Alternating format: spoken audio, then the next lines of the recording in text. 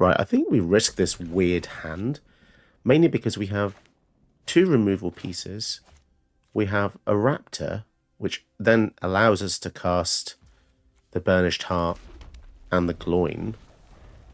I mean, it's very risky, but if all goes well, we're going to be off to a very good start here. Another creature enters the battlefield on your control, deals 2 damage to it. Okay. Let's hope this survives. They're going to play an additional land, perhaps. They are. Okay. So that would kill the Burnished Heart. So we go for Gloin. We have to be very careful what we actually play with the Marauding Raptor. Although, if we have enough mana, we can actually respond to the Marauding Raptor trigger. Because it's a whenever. So in response, we can crack the Burnished Heart given enough mana. They are ramping really hard themselves. Which is kind of terrifying, actually. Playing additional lands. They've got... Oh, they've got so many. So what do? I think we go full control. Crack this. So we need 5 mana altogether. But the Gloin will give us a treasure as well. So we're going to pay 2. I think this works out. And then in response to the 2 to kill the Burnished Heart, we pay 3. Nice, so we get 2 more red sources. So I mean, we're doing it as well. It's just that their Simic spells are going to be a lot more scary than ours. Now, if they play any X4s, we can kill them. I mean, we could even kill an X8 if we really had to, but we'll see. When it becomes blocked, untap 3 lands. Okay. We actually have we can actually deal 12 damage in our hand. What have they got then? 4, 5, 6. They can't play additional lands anymore. They can untap. Tatty over. Interesting. So I think we definitely go for Chandra here. Try and clear away some of this chaff. Nice.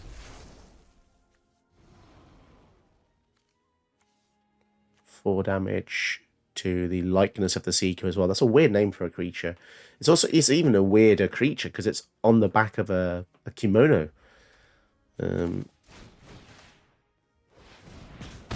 Nice clearing here. Swing in. So it's tempting to go for the monk here, but I think we're going to leave it back just in case we need a land drop. If we're desperate, we could play it, and then we could get back a spell. Oh god, it's an 8/8. That is pretty gross, actually. Invasion of Zendikar. Ugh. Why do we always have to keep facing these decks? I don't know why. I don't know why. Right, let's see what we have on top. Kazul's Fury. No, I don't want to play that. But they are at 14. They're getting low. They are getting low. Let's go for Moraug.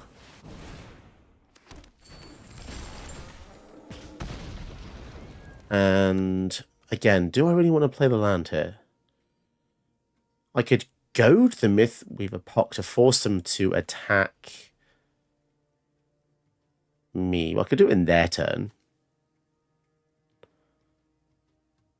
And then I could also play this here.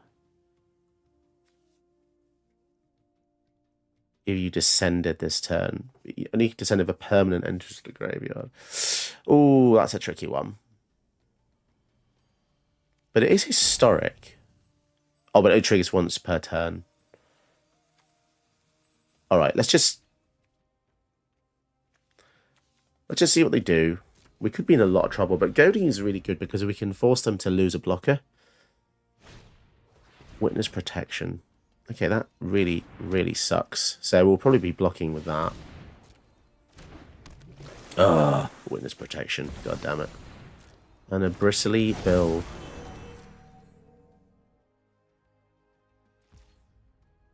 And they're not going to attack. Okay. Glory bringer. Oh, that's nice. That's nice. That's going to start doing stuff to the top. Let's just see what the top card is, because dealing the damage is quite helpful as well. You're going down. No, I don't want to play that. Damn, they've really disabled our business. But they're not attacking with the 10-10, so joke's on them. Joke is on them. Let's kill that.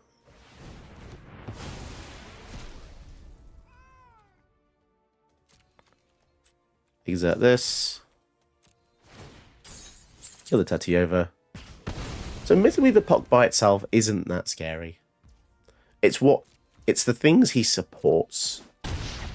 Down to 8. So I think we probably just win here if they don't. Again, I just want to see what they do before we make them goaded.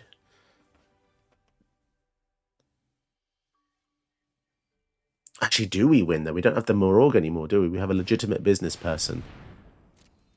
Okay. So let's go this. Force them to attack him. Block with the business person.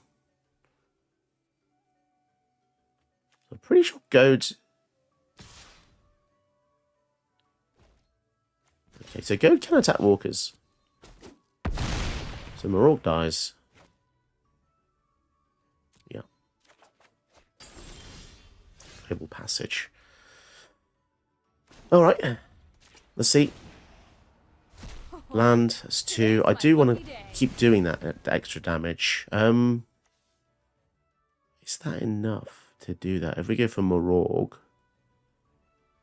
and then we play a land,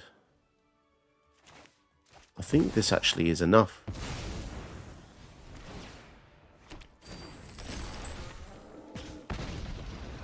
Okay, each creature you control for each time it's attacked. So we're going to attack with both. So now they have to block. And I think we got him. Because the Fabled Passage. He even untaps the Glory Bringer. So this deck with Exert is really crazy. Oh, that's nicer with Exert. I didn't even think about that synergy. Anything that doesn't untap. It's pretty cool, actually.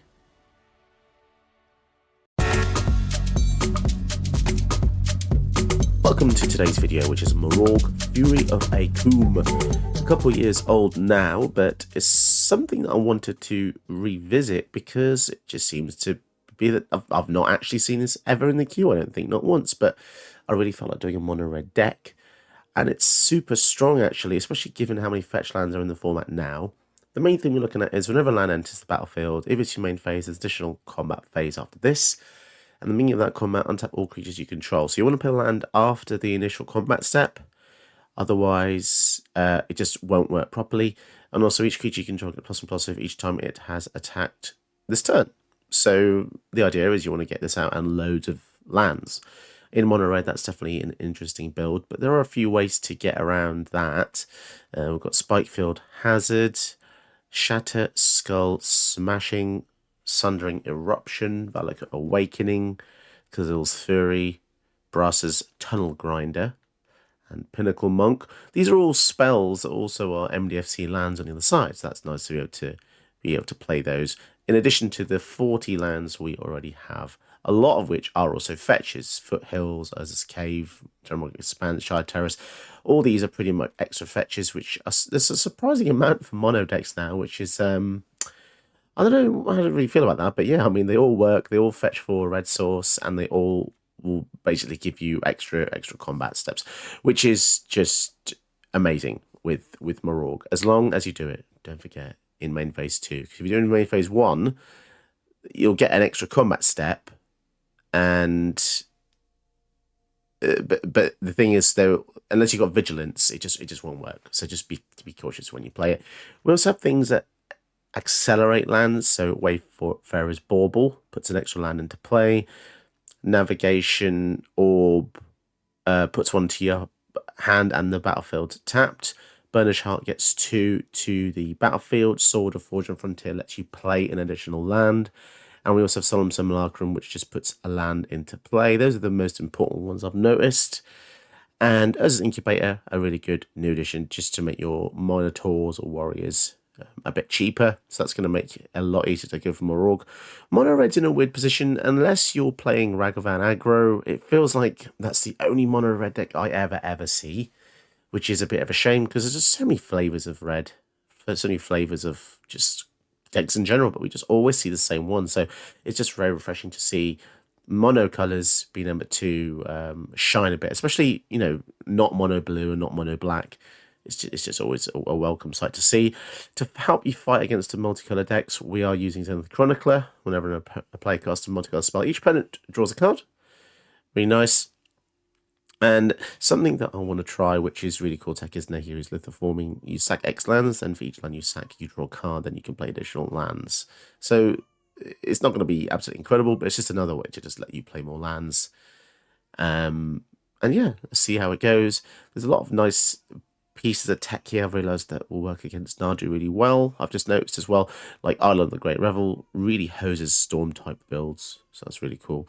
Just keep that in mind. And also the Cemetery Gatekeeper, which punishes people for using instants if you choose an instant from a graveyard to exile. So let's see how this deck does. I think it's pretty fun and a bit forgotten, sadly, in the times of very powerful power creep. Let's see how we do in today's games. Huh. What is it, Akoum?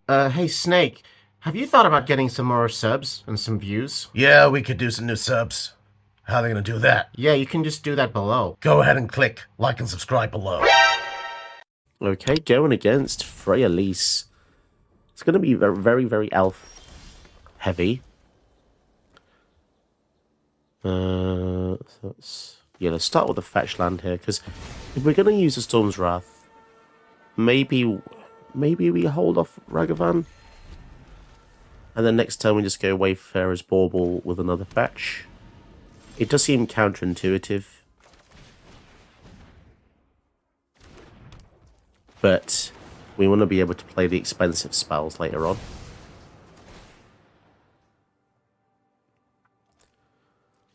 And the fact they haven't played anything is just very, very... okay, there we go. I was going to say, no elves. Oh my god, they're going to get so many things. So let's just play with the mana tapped. Let them do whatever they want, and then hopefully we can blow them out with a Storm's Wrath next turn. That is my goal. As long as they don't make the Wildborn Preserver too big. Freya-Lise. We're just lucky that this also hits walkers, but they're going to be able to go up, which sucks. Celestis. Oh, that's not what I was hoping for. Really. But, you know. It will have to do for now. How dare you strike the forest protector? And... go for Goldhound or go for Ragavan?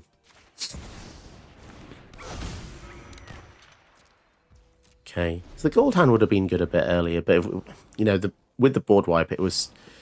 just kind of makes that stuff a bit useless. Oh, the treasure's going to go away. So now, kind of wish I did go for Goldhound, but it does seem a bit overkill, I suppose, just to get rid of a token treasure with the Master Vandal, but there you go. Wow, they just completely empty their entire hand. Okay. Okay, they're going to seek an elf card. Freya-Lise dies. I'm not alone. Fair enough. Valak Exploration. I think we just go for Moraug and hope they don't have a way to kill him. The Koth works seriously nice with the Moraug because it gives us just loads more lands. We might even want to use them as a kill spell to kill something on their side of the field. Light rigging. They're going to spend their whole turn doing that. I guess they put a counter on here, which means it now taps for 3. It's kind of annoying. So they have 5 mana left. We have a Frailise. Oh my god. So much tapping and untapping going on here. Right. First things first, we're going to swing into the Frailise. Going to see the power of Moraug here, hopefully. I just hope they don't have a way to give him... Okay, no death touch blockers from their side. Gaia will have her vengeance. So we almost definitely want to go for Koth.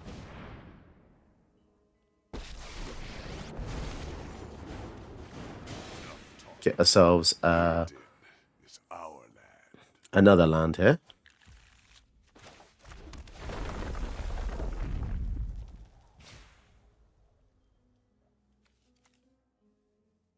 Additional combat phase after this, untap all my creatures. I mean, we could even use that as pseudo-vigilance, you know. Maybe that would have been a better idea. No, I think we need to apply the pressure. So it's likely that we will lose the Koth, but we're dealing 8 damage here, potentially. What's in the hand? I'm not sure.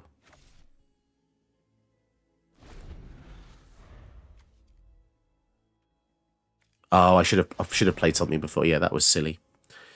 The turn just ended there. Although Valakut Awakening is an instant. Nature isn't some fragile. Might be tempting to do that, so they could attack for 5 into Koth. Or should I say 6 into Koth? But then they won't have any blockers. Wow, they're just straight up going for it. Okay. They've kind of just given up on their defenses here, I guess. Oh, and a fetch land as well. Nice. And a scorching shot.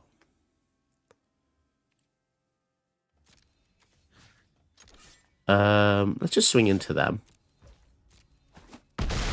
Down to 10.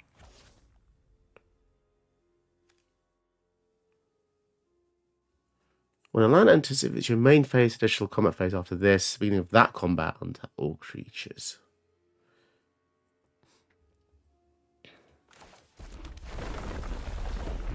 Okay. Let's just get rid of that now.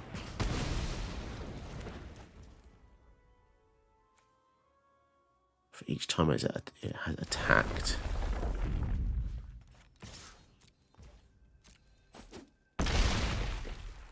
But we can't untap them anymore. So the maximum we can actually get out of this is 2, it seems, because we can't seem to get another go after that. But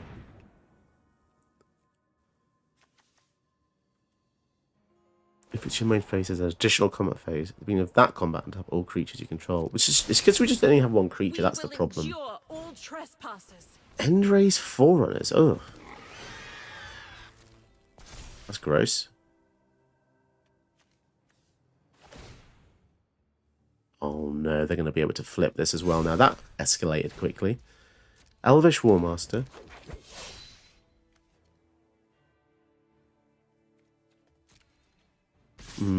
So we are in a lot of trouble now because they've got 2 Vigilance guys. Can we just deal 2 to them somehow?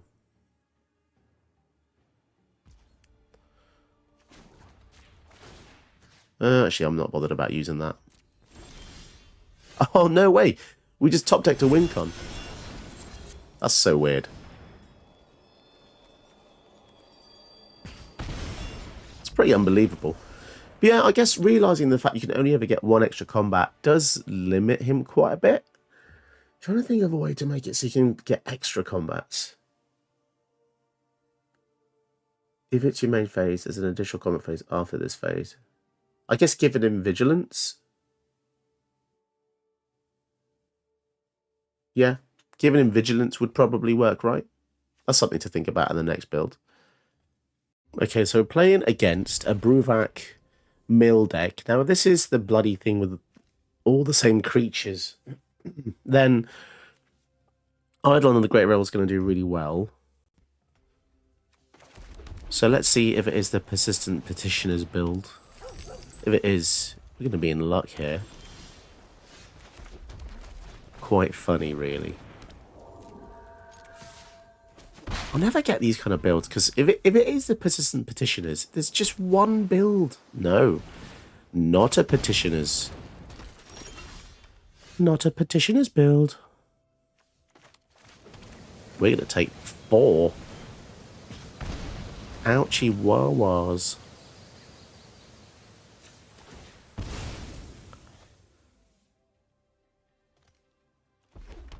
So it's been a while since I've seen Petitioners, to be fair. So far, we're hurting ourselves more than they're being hurt, but we'll see. When you cast a Historic spell, target player mills 2 cards. Now, with Bruvac, it's going to be mills 4 cards. It's kind of scary.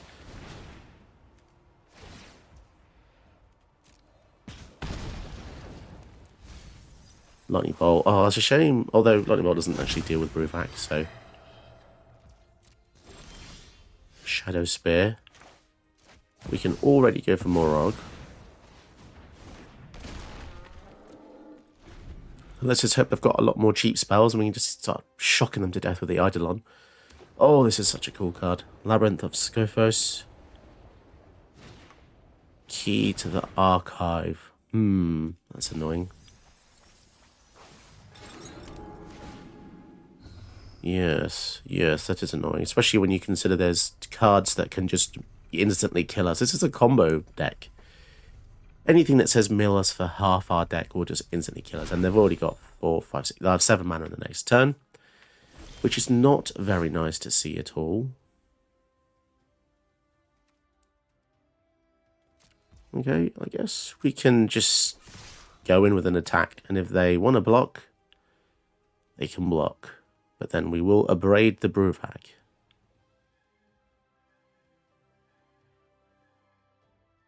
Oh, they're scared. They're gonna double it. Wow. Okay. Well, that doesn't mean we don't just die straight up to a mill. Milling half.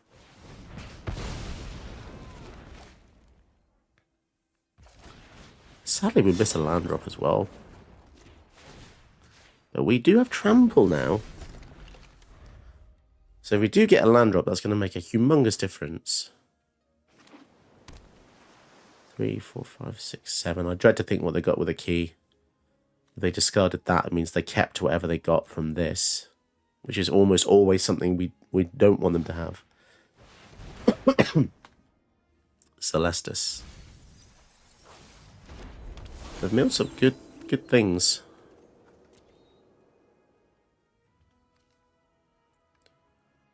So ideally we get a land, because then we can go for the Rampaging Raptor with haste. And then that should be... If they can't deal with Moraug, we might win if we get a land drop. Oh, I think we need Realmbreaker in this deck, actually. Oh, and it is a land as well. That's pretty epic. I think we've done it then. That's crazy amount of damage. That's so powerful.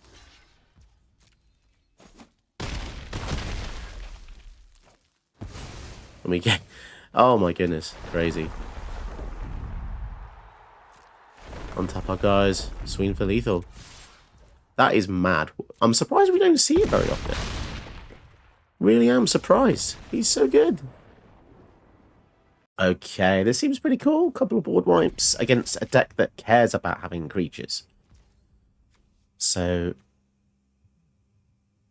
hopefully we can take care of their horde. Assuming they go natural curve into creatures. There we go, that's a good sign.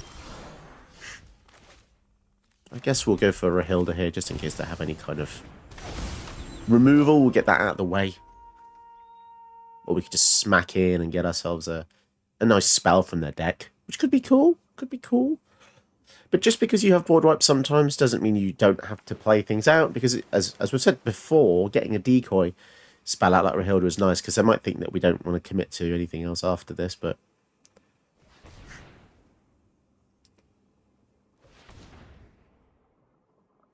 Okay, they're very tactically tapped there, which is interesting.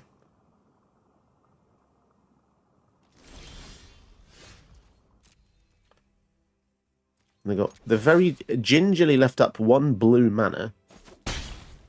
Must be a bloody good spell. Sink into stupor. Okay. Turn target spell, non-permanent to its owner's hand. Well, might as well just, I guess... Let's return that because it's 2 mana. It's not too bad. Attacking with a Hilda, bounce something. Could be worse. We've got a land drop next turn with the Pinnacle Monk. Oh, they flashed that in. That's why they left the blue up. Interesting. So they go for Izuri here. I think we just wipe the field with the Brotherhood's End. Medallion. They really want to get that medallion out, don't they? Interesting. Well, this puts counters on according to creatures, so maybe we just want to kind of swing in and wipe everything out after. Because if they put counters on stuff, man, they do not want us to get through. Okay. That's really making me feel... Now I don't really want to, do I want to use this or not?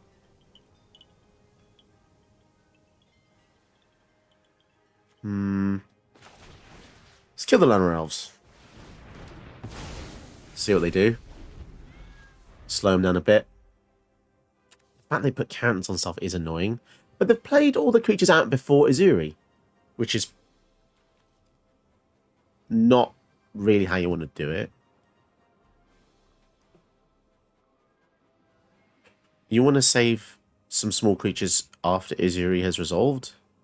This is the whole Tergrid thing. If you use all your discard cards before Tergrid comes out, it's like, what's the point?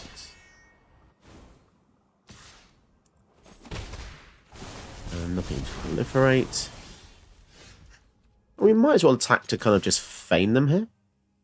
Because we're going to lose Rahilda anyway. Okay. Take out their stuff. So this is pretty much textbook how we want the Moraug deck to go off, because we want to clear everything early, and then Moraug kind of comes down and has a bit more free reign to do what he wants to do. Looks like their deck is very predicated on having counters, but they've not actually managed to land any yet, which is interesting. 1 green open. I'll go for the Bone Horde here. What are they going to do with 1 green open? Or 2 green, should I say? Plummet, instant speed? That would be annoying. Could have gone for the Worn Power Stone. Oh, okay. Damn. Looks like, I guess, they just didn't draw any mana. Did you know that you can help my channel by watching another one of my videos? Go ahead, you know you want to.